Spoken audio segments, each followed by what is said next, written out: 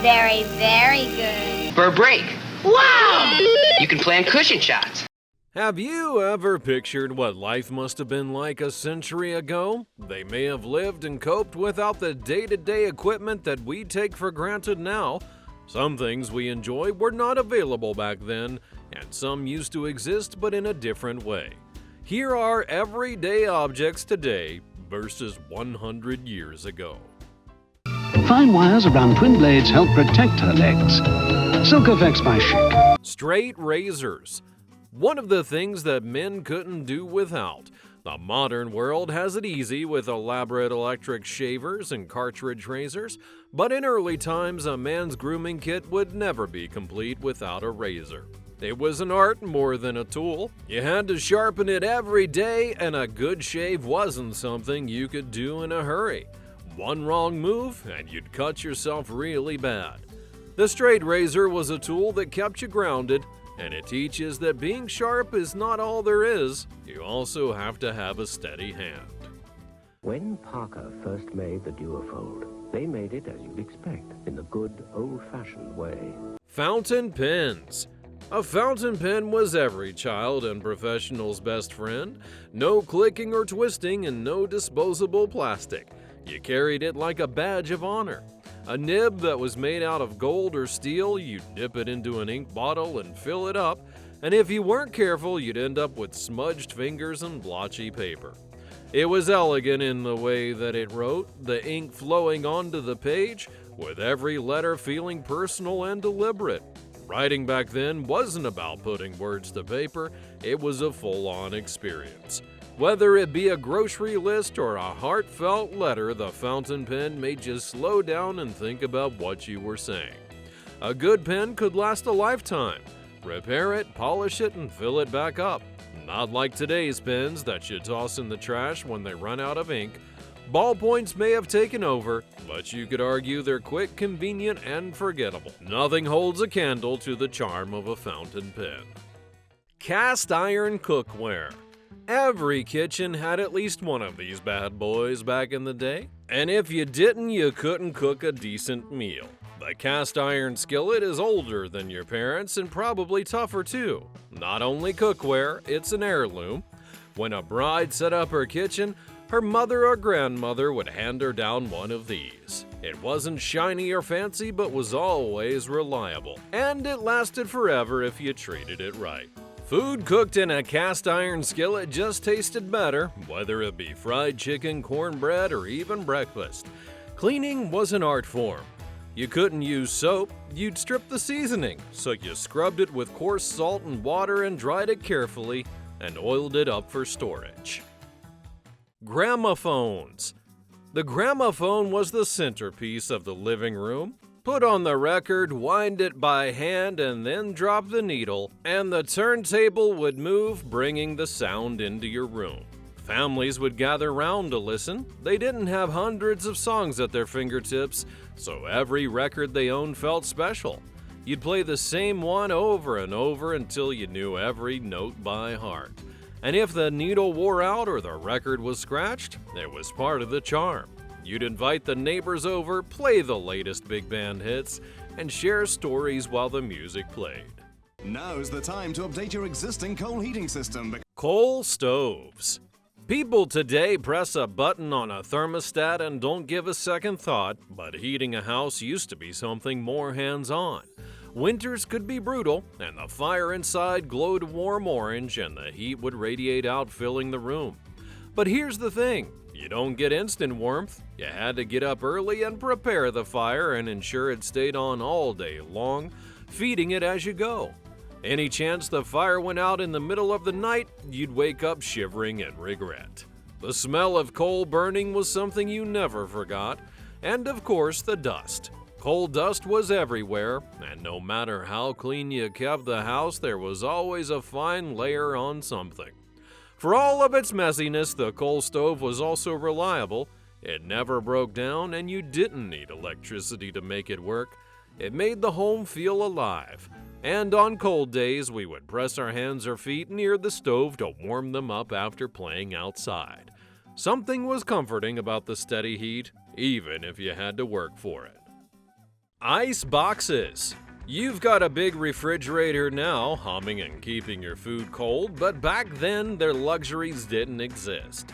We had ice boxes, which were big wooden cabinets lined with steel, and they relied entirely on blocks of ice to keep things cold. People could remember the Iceman coming around delivering the blocks wrapped in burlap. He'd use tongs to carry the block in and load it on the top compartment of the ice box. But it also required constant attention. The ice could melt, and you had to keep an eye on the drip pan underneath. If you forgot to empty it, water would be all over the floor. The food didn't keep for too long. Meat, milk, and butter had to be used quickly or risk going bad. It wasn't a perfect system, but it was a marvel of the time. And before, you either dried, salted, or canned everything to make it last. Keeping food cold was revolutionary in those days, and it made everything a little more modern. Manual sewing machines. Clothing's not something you bought on a whim or tossed out when it tore. You made them, mended them, and sometimes remade them for someone else. Manual sewing was the lifeline of every household that cared about looking presentable. It wasn't electric like the ones you see now. It powered with your foot pumping a pedal to make the wheel turn. That rhythmic motion was almost hypnotic. The sound of the needle piercing the fabric and the hum of the wheel spinning, along with the creak of the pedal, had a melody. It wasn't quick, but it was careful, deliberate, and full of love. The satisfaction when you finished would be unmatched. A pride in knowing that the clothes on your back were made with your own two hands or someone else who cared for you. Pocket watches. Before the wristwatch came along, every gentleman carried a pocket watch, a piece of craftsmanship in its finest form. They carried them in their waistcoats, and that's where the term pocket watch comes from. There was a little chain attached to keep it from falling out. Some had fancier chains with charms and initials, almost like a personal signature. Checking the time wasn't something you did casually. You'd pull it out, pop it open, give a glance, and with a touch of elegance. And for many people, the pocket watch was the most valuable thing they owned. It was often handed down from father to son, and keeping it running was its own responsibility. You'd wind it every day in the morning to keep it ticking. Candlestick phones. This was the height of technology in its day, a symbol that your household was moving with the times. Having one of these phones meant that you were connected. Two parts, one for talking and one for listening. You could hold the receiver to your ear and speak into the mouthpiece. No dialing with your fingers back then. Simply turn the crank on the side and the operator would come on. They were usually a friendly person sitting in a central office asking who you wanted to talk to and then putting you through. If you shared a party line with your neighbors, anyone could pick up and listen in. People claimed that they were not eavesdropping, but you could always hear the click when someone else lifted their receiver. There was a huge tariff on long-distance calls, and they often had a delay, so you talk in bursts and wait for the other person to catch up. We're your type for memos and manuscripts, Typewriters. Before the computer, typewriters were used to write anything you needed to look professional and good, and every office had one. And the sound of the clacking keys meant progress back in that day. Each one swung a little metal arm with a letter embossed on it, smacking an ink ribbon and leaving its impression in the paper. Mistakes were a nightmare because there was no backspace or delete. You just had an eraser or a bottle of correction fluid. A keen eye would always spot a blunder, and there were even secretarial schools that trained people how to use them. You jammed the keys by pressing too many at once, and changing the ribbon was a messy business, but you eventually learned how to do it without staining your fingers. Enamel wash basins. These were made of sturdy metal coated with enamel to help keep from rusting. After years of scrubbing, they ended up with a few chips here and there, but it didn't matter because it still did the job. Fill it up with water from the well or the pump and heat it over the stove. On cold mornings, washing your face in icy water was a wake-up call like no other. Every household had one sitting on a stand with a matching pitcher for pouring the water, but it wasn't only for washing hands or your face, it was for everything, including laundry, dishes, and bathing the little ones. Hand-cranked coffee grinders. Today we have fancy electric machines and instant coffee, but back then if you wanted a good cup, you had to earn it. You took fresh beans and poured them in, and with a firm grip you began to crank. The handle went round and round, and then you heard the satisfying crunch as the beans were ground into coarse and fragrant coffee. The smell alone could wake you up. It may not have been perfect. If you were in a rush and didn't crank long enough, you'd end up with a cup full of sludge at the bottom. However, if you took your time, the result became something special. Brew it on the stovetop or in a percolator, and there's nothing like the taste of freshly ground coffee. Trolley cars. If you think a bus and subway are efficient, you don't know anything about the charm and clatter of a good old trolley car rumbling down the tracks. They weren't fast by today's standards, but they got you where you needed to go with a kind of grace. In the morning, they were full of workers heading to the factory or shops, and you'd see ladies in hats and gloves, men with briefcases, everyone squeezed together on board. In the evenings, families could ride them downtown for an outing, and young couples would take them to the park for a stroll. They had their disadvantages. In the summer, it was hot and stuffy, and in the winter, it could be too cold. There was no balance, but nobody complained. Everybody considered it part of the experience. The sound of the trolley gliding along the tracks with its wheels clicking and the occasional spark from the overhead wire was a soundtrack of the city. Canned goods. Back then, people could have fresh food delivered to their doorstep without any issue, but canned goods were a godsend. Before that, the very act of preserving food was a chore on its own, a big one at that. You'd pickle or salt or dry or smoke or whatever you had to keep it, even if it didn't last forever. But with cans, you could store everything practically for months and even years. Some may remember your mother's pantry lined with rows of cans filled with peaches, beans, corned beef, and sardines, like having a bit of summer tucked away for the colder winter months. During tough times like the Great Depression or wartime rationing, canned goods kept families fed. They were cheap, filling, and didn't spoil if you forgot about them for a while. Opening the can was not as easy as it is now. You didn't have pull-tab lids and had to have an opener, with some of the older ones being tricky to use. Clawfoot bathtubs. If you had a clawfoot bathtub in your home, you weren't only bathing, you were making a statement. Some may have been plain, but the fanciest ones were gilded and made to look like fine sculptures. Homes didn't have anything close to this. Bathing for many meant a tin tub dragged into the kitchen or the living room, where you heat up the water on the stove and pour it in. But a clawfoot tub meant you had a proper bathroom and maybe even plumbing to go with it.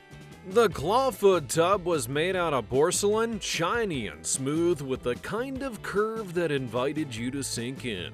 Big enough to stretch your legs and felt downright luxurious compared to the tin tubs that most people used. You had to work for that luxury. Filling one took time, and you were either hauling buckets of hot water or waiting for the boiler to do its job. Once full, it then cooled down quickly unless you were lucky enough to have a fireplace nearby. But when you slid into that warm water with the steam rising and the world fading away, it felt like heaven. Radios. Today you have everything electronic at your fingertips, but back then the radio was the center of life. Turn it on and the room became full with the hum of the vacuum tubes warming up, and after a little bit of fiddling with knobs to find the right station, magic came out of the speaker. You had music, news, drama, and comedy all together in that tiny little thing. Families would gather around in the evening, sitting close to catch each and every word. Some people remember listening to The Shadow and other shows, everyone leaning in as if they got right into the story. During the war, it became a lifeline, hanging on every word of the news and waiting for updates about the battles overseas or announcements from the president. Music was something else. If you wanted to dance, you didn't need a ballroom. Turn up the volume, clear some space, and let your feet do the talking. Carbon copy paper. If you wanted to duplicate something, this little sheet was your best friend. It was simple. Place the carbon paper between two sheets of paper, inky side facing the bottom, and as you type away at the top, every stroke pressed ink into the sheet below, creating an identical copy. It was genius and messy. One wrong move and you'd end up with smudged fingers or a big blot on your shirt. It was worth it, especially if you needed extra copies for important documents. There was something satisfying about peeling the layers apart when you were done to reveal that perfectly duplicated sheet below. You felt accomplished and had to be careful because there were no rooms for errors.